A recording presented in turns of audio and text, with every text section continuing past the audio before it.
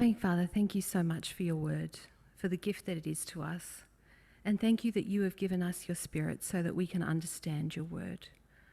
I pray, Lord, that you would be present with us by your Spirit, teaching us and instructing us, opening our eyes, helping us to understand, and more importantly, to obey.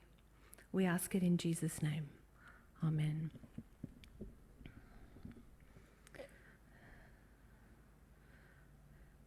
I want to ask you who your favourite Disney princess is. You don't have to yell it out, but just have a think. When my kids were small, Mulan was the most popular Disney princess in our house, partly because it had a somewhat shy but surprisingly strong female lead for Jessica to identify with, and also enough martial arts so that Daniel would sit still and actually watch the whole movie with her, which was not true for any other Disney princess movie at the time. And Mulan is still one of my favourites. But it will probably surprise no one here to learn that my favourite Disney princess is actually Leia. And I mention that because the way that we tell the story of Ruth often ends up sounding like a fairy tale. Not so much a Disney princess, more a VeggieTales princess, but still some kind of Cinderella figure, just without the evil stepmother or stepsisters. And in the kind of Disney princess interpretation of Ruth, she's sort of poor and overlooked like Cinderella until handsome Prince Boaz turns up, recognises her true worth, falls desperately in love with her and won't stop until he makes her his wife, and then they live happily ever after. All the elements of a good fairy tale. But in the last few decades, there's been some people who end up telling the story of Ruth in ways that make her sound a lot more like Leia Organa, the kind of self-rescuing princess. And in that version of the story, or that interpretation of the story, Ruth is entirely in charge of her own destiny. She chooses to make a new life for herself in Israel. She provides for her own and Naomi's needs, and she selects a husband for herself and negotiates a marriage without any help from a husband or father or really any males in the story. And I mentioned those two things, the kind of fairy tale version and the feminist icon version, because we have to be really careful when we're reading the Bible. The truth is that the cultures of the people in the Bible, these events that happened thousands and thousands of kilometres away from here and thousands of years ago in history. They're very different to the culture and to the society that we live in. And when we read back with our own perspectives and our own lenses, it's a bit like adding 2 and 2 and getting 22 instead of 2 and 2 and getting 4, or it can be a bit like that. And I think that's what happens sometimes with the Book of Ruth, because neither the Disney princess version nor the feminist icon version really do justice to the narrative, to what's recorded for us. What we have to do is try and set aside our own culture and our worldview and do our best to understand the events of the Book of Ruth the way that the people who experienced them would have understood them, because that's the people that God was communicating first. This was God's message to those people, for us, but to those people in the first place. And we need to hear that message for ourselves. And one of the best ways to do that, or one of the principles that we need to keep in mind, is to let the Bible interpret the Bible for us. I absolutely loved studying the Old Testament at Bible college, partly because I had just a brilliant lecturer. And Bill used to say to us over and over again, the key to understanding the Old Testament is you have to understand the law, the Torah, the first 5 books of the Bible. And he would make us study that in detail and say through that lens, you can interpret the other parts, the narratives and the prophets. And I think if we look back at the laws of Israel, and you remember our Exodus series, don't think about the laws as legalism, but think about the laws as God's way that he wanted his people to live in freedom, to live in his perfect, created, designed way. Then I think if we keep an eye on the law, then the Book of Ruth, stuff that frankly is pretty weird and wonderful, starts to make a bit more sense. And that's what we're going to do together this morning. We're going to try and read these middle chapters of the Book of Ruth with one eye on the Torah. And I want to warn you up front, it's not romantic. In fact, some parts of the story are weird and in fact quite disturbing from our perspective. But it's God's word and there is a message in it for us. And that message is summed up really well in the title of this series, Faithful Love. Because this story is a story of God's faithful love expressed through his people, in this case Boaz, Ruth and Naomi. So when Tim read chapters 2 and 3 to us, he picked up the story where Cedric left off last week. Naomi and Ruth have arrived back in Bethlehem, in Naomi's hometown, at the time of the barley harvest, which is the very first harvest of summer. So we're, June or somewhere like that. And the big question is, how are they going to survive? Because they don't have husbands or children to support them. Naomi is older. We know from what she said in chapter 1 that she's through menopause. She's probably not well enough to work to support herself. They have land, but they weren't there to farm it. Nothing's been planted on it. The land's sitting empty. So, it's a survival issue. It's a starvation issue at this point. And Ruth takes the initiative and suggests to Naomi that she goes out to glean in someone's field. Now, gleaning was enshrined in Israel's laws as one of God's provisions for the poor and the marginalised. The people who, and that was like the poor, the widows, the orphans, the foreigners, the disabled, the people who were easy to exploit because they didn't have the normal protections in that society of health, wealth, husbands, fathers, brothers, clans, tribes. They don't have anyone to look out for them. And you can read about those laws in Leviticus 19 and 23 if you're interested. God specifically told the Israelites that when they were harvesting, they weren't allowed to harvest right to the edges of the field. And they weren't to go back and pick up the pieces of the harvest that kind of got dropped when they were making up the sheaves on the first go through the field. They weren't to pick all the grapes that fell off the vines or all the bits of fruit that fell off the trees in the orchard. Basically, God said to them, don't try and wring every last drop of profit out of your farmland or your orchards and your vineyards, but rather you're to manage your households, run your veggie garden, conduct your agricultural business in a way that leaves some or makes some provision for the poor and the marginalised members in the community, which I think is a principle worth considering as we think about our own households and business dealings. And gathering up all those leftovers after the harvest was called gleaning. If you were a gleaner, you worked a long day in the hot sun for relatively little reward. Historians tell us a good day's gleaning was about 2 kilos of grain. So imagine 2 kilos of barley or 2 kilos of wheat. It's enough grain for your daily bread, but not much else. But it did mean that the poor could survive physically. They weren't going to starve. And it also meant they could participate in the spiritual life of the nation because a grain offering was one of the offerings that you could bring to the Lord. So Ruth goes out to glean, and she happened to end up gleaning in the field of Boaz, who's introduced to us as Elimelech's relative, her father-in-law's relative, and a man of standing, an important and respected person in his community. And Boaz is clearly a really responsible landowner and employer. He's out there checking on the work of the harvest. And he's introduced to us greeting his workers. He's saying to them, Yahweh, may Yahweh bless you. He's using the personal name of God to bless his workers, which is a way of just signaling to us this is a man who knows and worships the covenant God. He's also clearly a man who knows his workers, because he looks out in the field and he immediately notices Ruth, who he doesn't know personally, the stranger, and he asks his manager, who is this woman? What's she doing here? And Ruth has apparently respectfully asked the foreman if she can glean, and he obviously knows the law and knows Boaz's respect for the law, and he's given her permission, because he tells Boaz she's been hard at work all morning.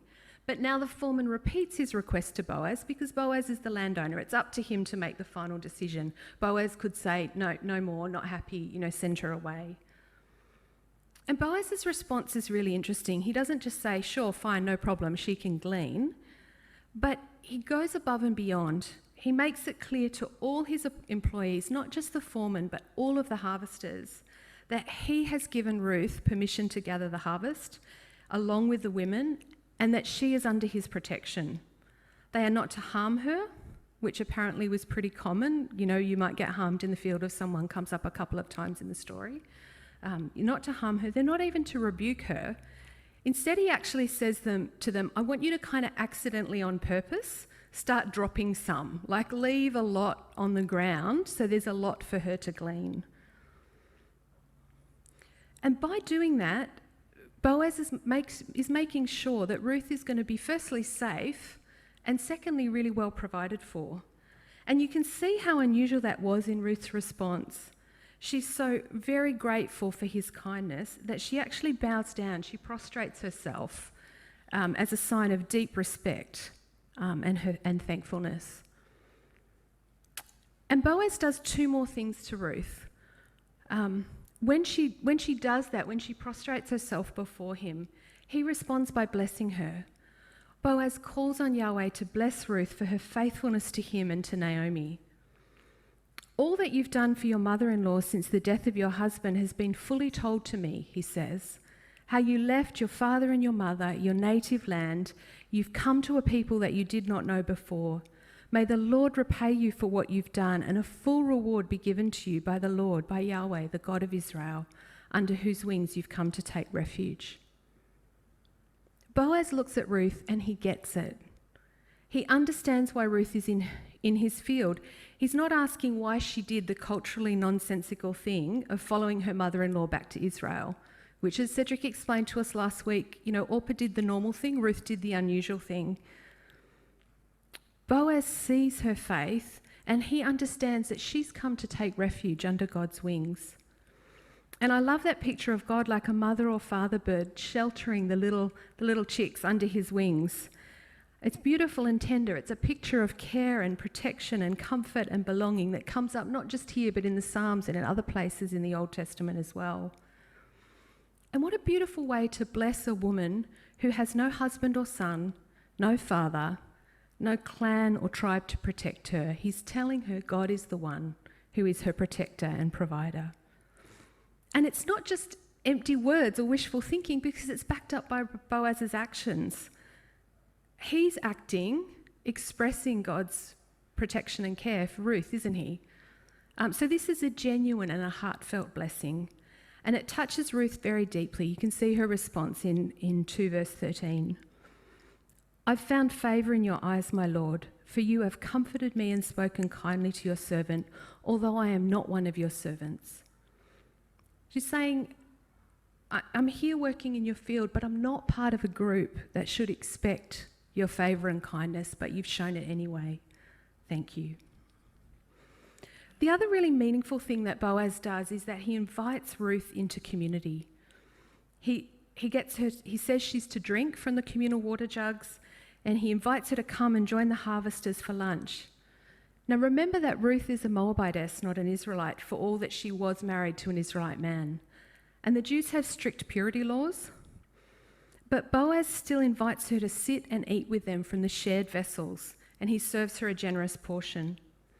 He's treating her as a member of the community, not as an outsider or an enemy.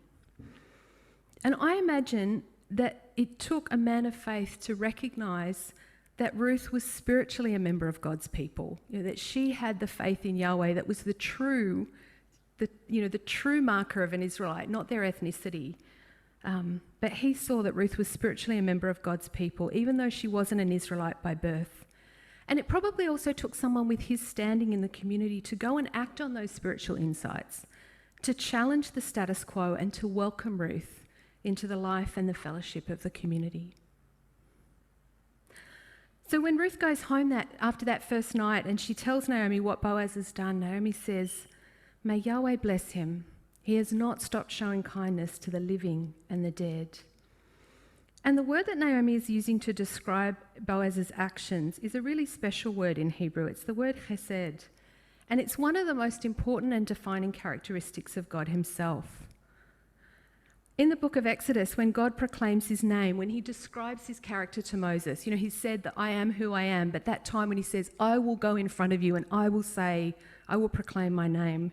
This is what he says. The Lord, and the capitals mean he's saying Yahweh, the I am.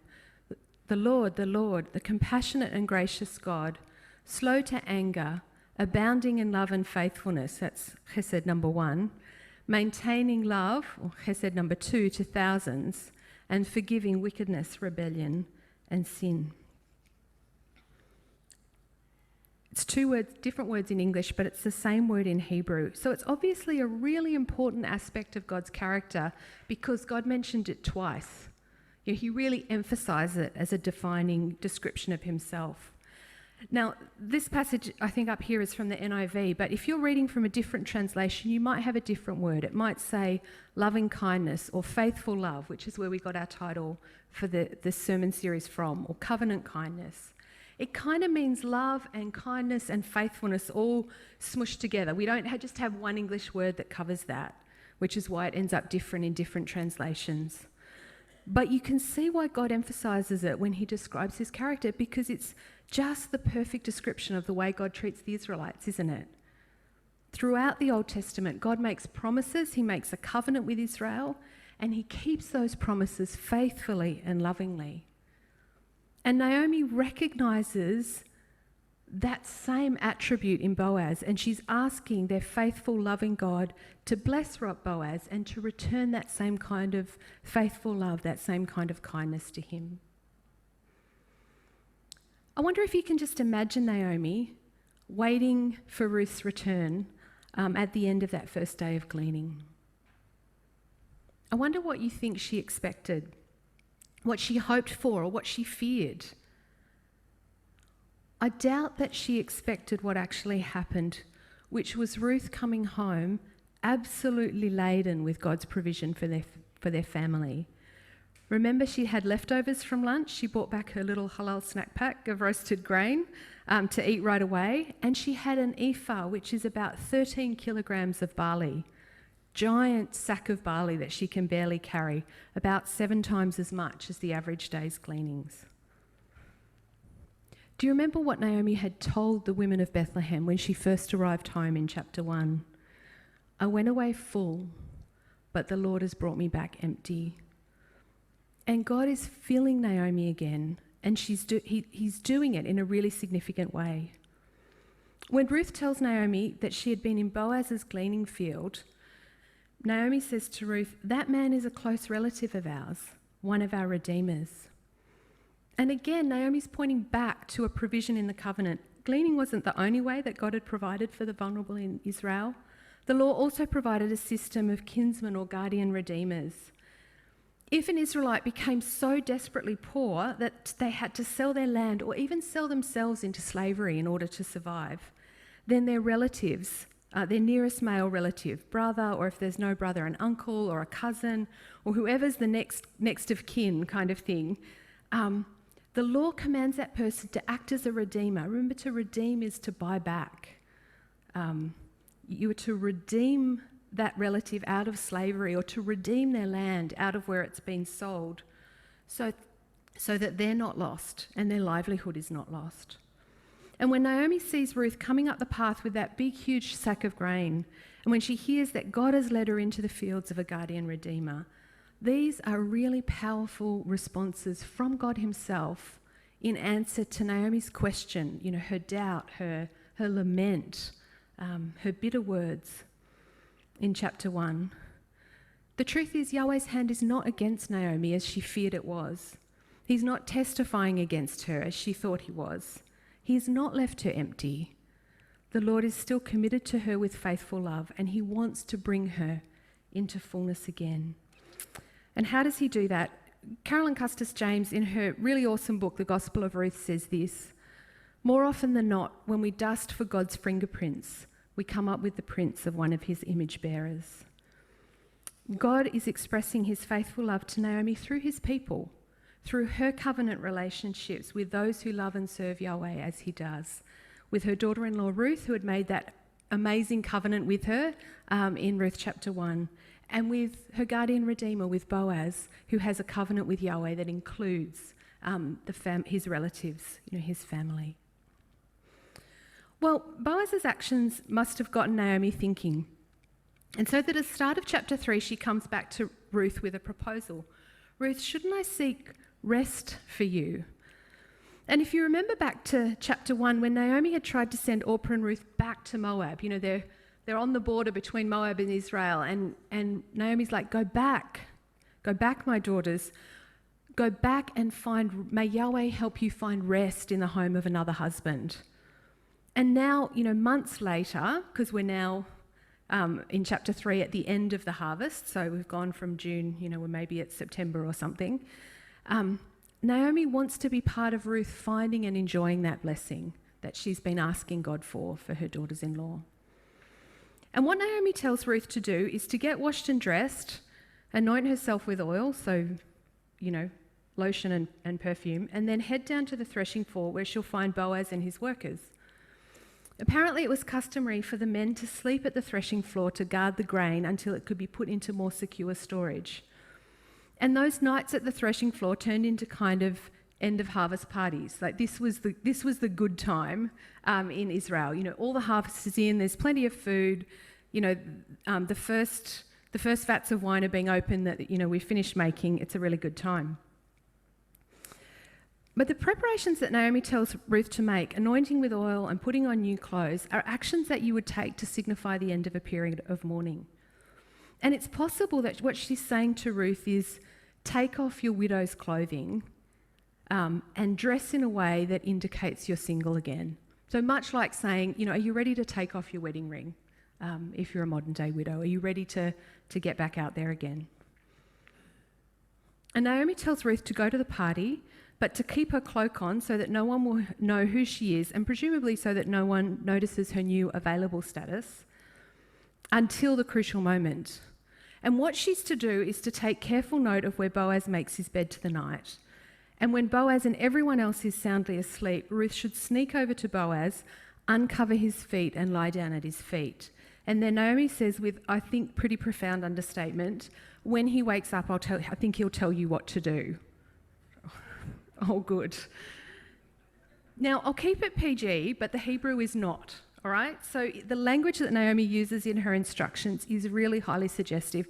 She manages to cram most Hebrew euphemisms for sex into about 4 verses. So Ruth is heading out unaccompanied to the harvest party, which is basically an ancient Jewish singles night.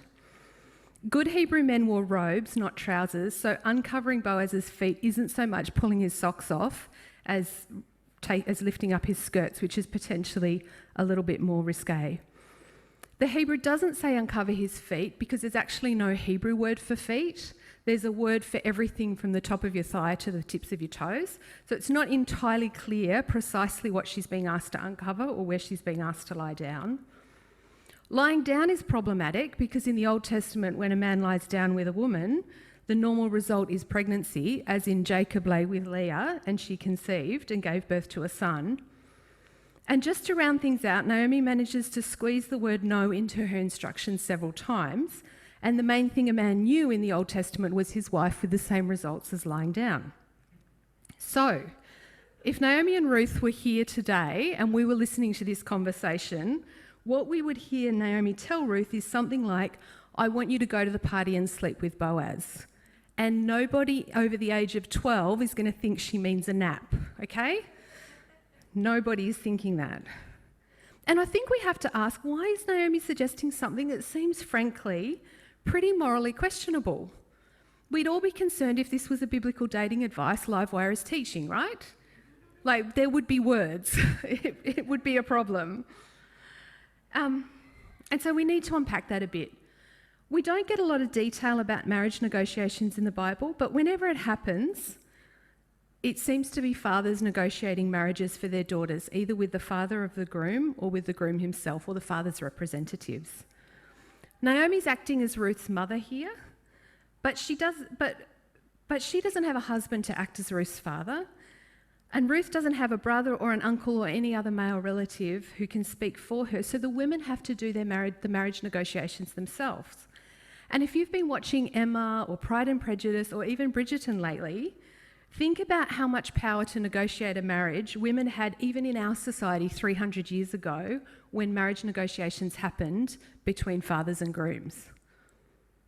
What's your power, right, in that situation? It's seduction, it's entrapment. That's how you negotiate a marriage if there's no male relative to speak for you. And I think that's what's going on here. But keep in mind that the goal of Naomi's instructions, it's not an affair, it's not a one-night stand. She's not trying to set up some kind of illicit encounter, but she's trying to use the power that's available to the women to negotiate a marriage. When Naomi sends Ruth to Boaz at the threshing floor, chances are that Boaz already has a wife. There's a whole bunch of toing and froing in chapter 4 about inheritances that implies Boaz already has other children.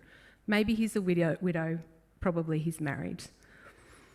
And from the point of view of that culture, if you're thinking marriage negotiations, Ruth doesn't have much to persuade a man like Boaz, a wealthy, high-class, respected member of his community, to marry her. She's a foreigner. She's destitute. There's no dowry coming with this marriage. She's been married before, and her marriage was infertile. In a 10-year period, she didn't have children.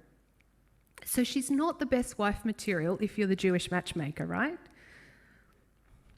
But on the other hand, if you think about it more personally and not from that kind of strategic negotiation sense, she would be a wonderful addition to any household or extended family, wouldn't she? She's proved herself in the months that she spent in Bethlehem to be a woman of faith, to be a hard worker, to be a loyal and faithful daughter. And I think Naomi's plan is that Boaz will understand Ruth's extremely unsubtle non-verbal communication of clothing and feet uncovering and laying down. And he trusts that Boaz will recognise Ruth's true worth, that he'll consummate the relationship and take her home with him, and that she will be his husband, which it seems is all that's essential for a common law marriage, a de facto relationship, a concubinage, to be legitimised in Israel at that time. And that way, Naomi will have secured a home and a future for Ruth. Ruth will be provided for long term. And Ruth apparently agrees to Naomi's plan. She's doing the culturally, she's using the cultural options that are available to her, and she goes off to the end of the harvest party, and she follows Naomi's instructions to the letter right up to the last point. Instead of waiting for Boaz to tell her what to do, she speaks. And when Boaz rolls over in the night and bumps into Ruth and is startled awake, he says, "Who are you?" And instead of just saying, "I'm Ruth," Ruth says, "I'm Ruth, your servant. Spread your wings over me because you are a redeemer." Which is Ruth asking Boaz to marry her. That's what "spread your wings over me" means. Your wings are the corner of your robe, and to spread your wings over someone is to bring them under your protection. Like all the times the psalmists talk about finding shelter under God's wings, it's also used by the prophets in the passages where it talks about Israel as Yahweh's bride. So it's a synonym for marriage, the real deal, not just being a concubine, which was a kind of second-class wife, without the full legal rights of marriage in Israel. But it's also a really significant statement in the context of Boaz and Ruth's relationship. When Boaz had blessed Ruth in chapter 2, remember that that's the words he used. He asked that she would find refuge under the wings of Yahweh. And when Ruth proposes to Boaz and says, "Spread your wings over me," she's saying, "Boaz, be the answer to your own prayer." And Boaz's response is really fascinating. He interprets Ruth's proposal as an amazing act of faithful love, of the chesed that we talked about earlier. He says, this kindness, this chesed, is greater than your earlier kindness.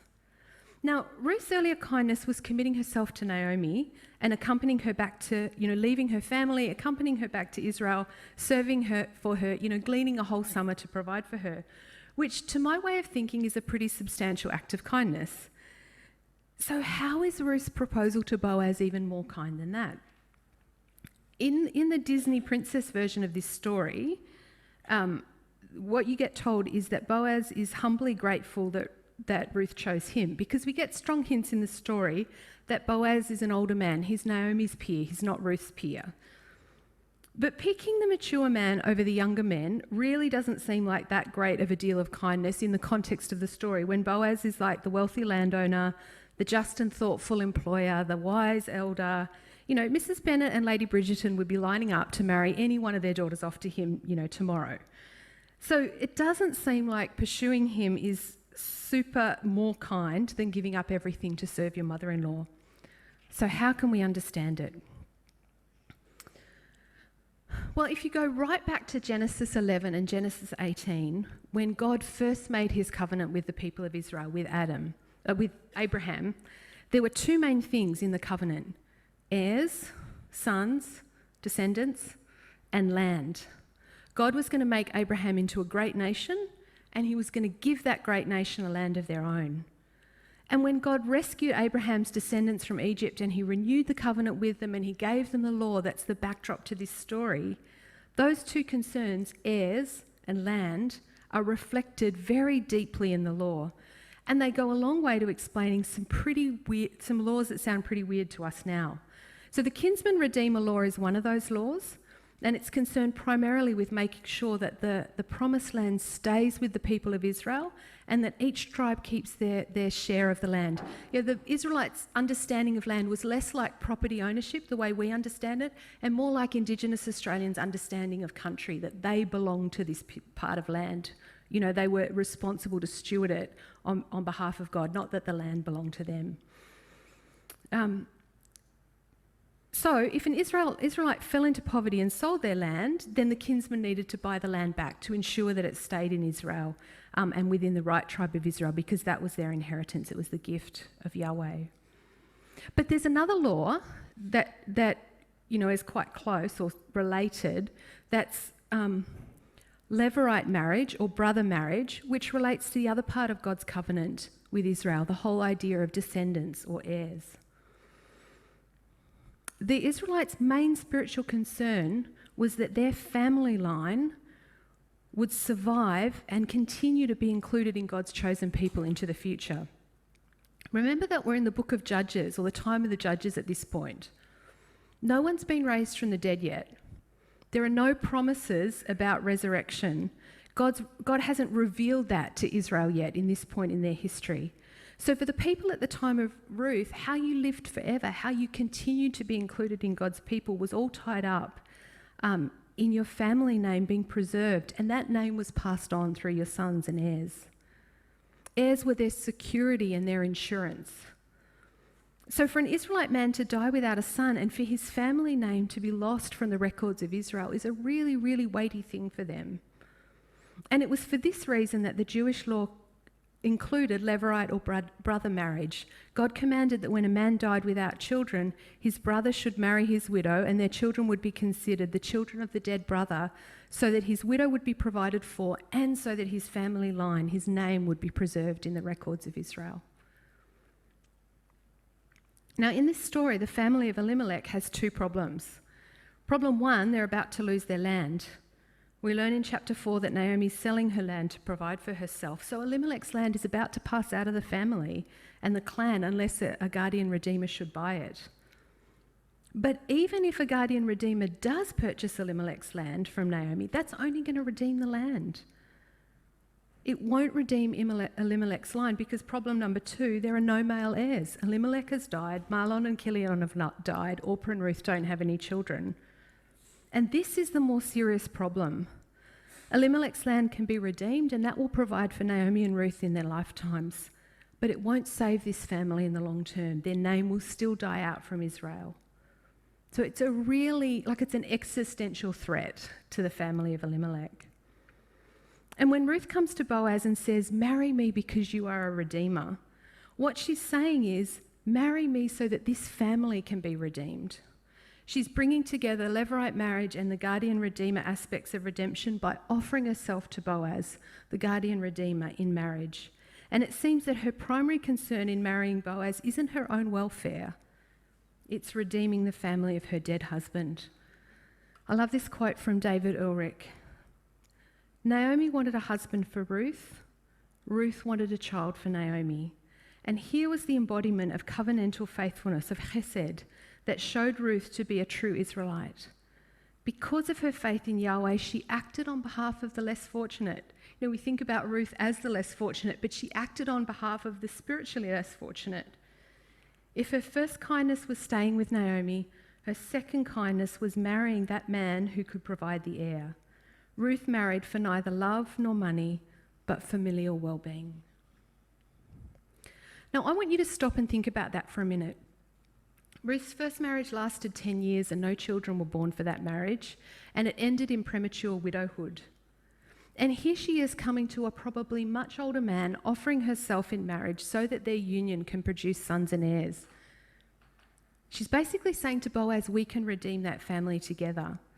But in order to do that, she's making herself vulnerable all over again to the pain of childlessness and the pain of another widowhood. But it's the only way. Boaz might be the kinsman redeemer, but without Ruth's willingness to enter into levirate marriage, this would be the end of the road for Elimelech's family. And it is another incredible act of faithful love, just like that decision to go back to Israel with Naomi. And it's grounded in her faith in Yahweh. Like, what else could it be? Ruth is staking everything on her faith in Yahweh's ability to enable her to conceive, to bring fruitfulness out of barrenness, to bring life out of death. And it's no wonder in the face of that Boaz says this act is greater than the first. He says literally in the Hebrew that Ruth is doing chesed. She's showing faithful love to the family of Elimelech, reflecting God's faithful love to them. And that kind of covenant keeping requires courageous faith, and Boaz recognises that. The two things that amaze him about Ruth are her faithful love and her courage. You might remember that when we first met Boaz in chapter 2, verse 1, he's introduced as a man of standing. And Boaz uses the exact same language to describe Ruth when he responds to her proposal in chapter 3. Now, most of our modern translations obscure that. It's identical language in Hebrew, but for whatever reason, that's not reflected. ESV is one of the few, and I've got it up on the screen there. Naomi had a relative of her husband's, a worthy man of the clan of Elimelech, whose name was Boaz. And then Boaz says to Ruth, all my fellow townsmen know that you are a worthy woman. But I want to tell you worthy is actually a really wimpy translation. In the book of Judges, which is the same time period as the book of Ruth, the most common translation of this phrase is warrior, or man of valour, or if you go to the King James, mighty man of valour, mighty warrior. When the angel turns up and greets Gideon, greetings, mighty warrior, this is what he's saying. And Joanna Boss in her commentary says, Boaz calls her a woman of worth, and in doing so uses the very same words by which he himself was described in chapter 2, and Ishmael. Valiant might convey the most accurately what the Hebrew intends here. Ruth is valiant in her choices, which are not made because others dictate them to her.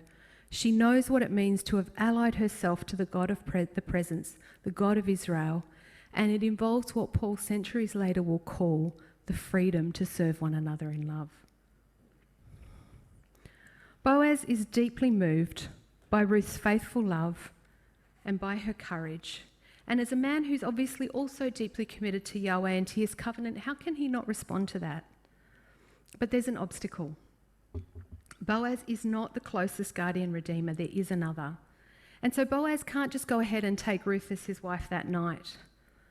And if you think about it, Ruth's in an incredibly vulnerable position, which a lot of men, then and now, if you've been watching the news for the last few weeks, would have taken advantage of. But he doesn't act to exploit her. He acts in ways that protect both her safety and her reputation. He doesn't shame or reject her for her bold request. He honours her courageous faith and the faithful love that motivated it. And then as a male relative, as a guardian redeemer, he steps up to join Ruth and to play his part in the redemption of Elimelech's family. And so he's honest with her. He tells her there's another guardian redeemer. He doesn't let her reputation be sullied so that she would be free to marry the other guardian redeemer. Boaz is kind of putting his own interests aside. If the goal of redemption is best served by him being the male relative who steps in as like father or brother and negotiates Ruth's marriage to someone else, then he'll play that role. But if the redemption is best served by marrying her himself, then he will play that role wholeheartedly as well. And Boaz reflects the faithful love of his God in that way. I want to just spend a few moments as we close thinking together about what it means for us to live out that kind of courageous, faithful love in our lives. Because we too are part of God's people. We also have been redeemed and brought into a covenant with him. We stand on that covenant that Yahweh had with Israel, but we also are part of the new covenant in Jesus' blood. And we have a responsibility. Old covenant or new covenant, it's God's faithful love that's at the heart of it. And we have a responsibility to live in ways that reflect that faithful love. And what stands out to me, what's truly striking to me about the book of Ruth, is that the main place faithful love is worked out is in the mundane realities of everyday life. Naomi, Ruth and Boaz aren't showing their faithfulness to God by doing all the dramatic things for God that are recorded in the book of Judges. Same time period, right? But Boaz and Ruth and Naomi aren't out. They're not fighting battles. They're not chopping down idols. They're not conquering oppressors. They're not dying for their faith. They're not even starting some amazing new ministry. Boaz didn't start a program to care for all the widows in Israel, or, Ruth didn't go and start to try and save all of Moab, and work out some evangelism strategy. They're just approaching normal life from the perspective of God's faithful love. Not that there's anything wrong with the big things, but it starts in everyday life. And we can see in this story how that affects the way they conduct their business and the way they manage their households and the way they negotiate all their relationships. Mother Teresa famously said, "We can't all do great things, but we can all do small things with great love." And I think we see that here, don't we? Naomi and Ruth and Boaz understand that God has redeemed them, that he's brought them into covenant relationship with himself, that he is faithfully loving them. And they're committed to living in a way that reflects that reality. And their actions really only make sense against the backdrop of God's faithful love to them.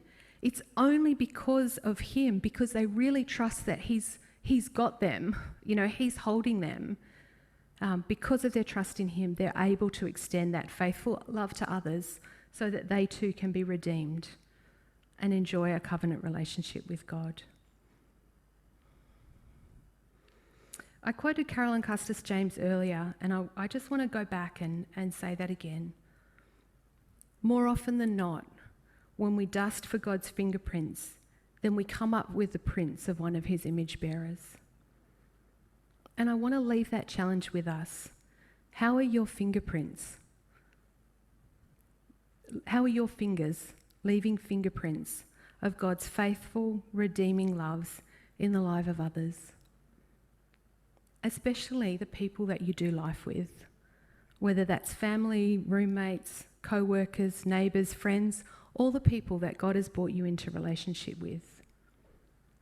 How are your fingers leaving fingerprints of God's faithful, redeeming love in the lives of others? Don's going to come up and the band's going to lead us in singing Good, Good Father. And I want to really ask you to lean into that, just to reflect on those words. As I said to you, it's only as we trust in the faithful, redeeming love of God that we're able to live that out, to leave those fingerprints on the hearts of others.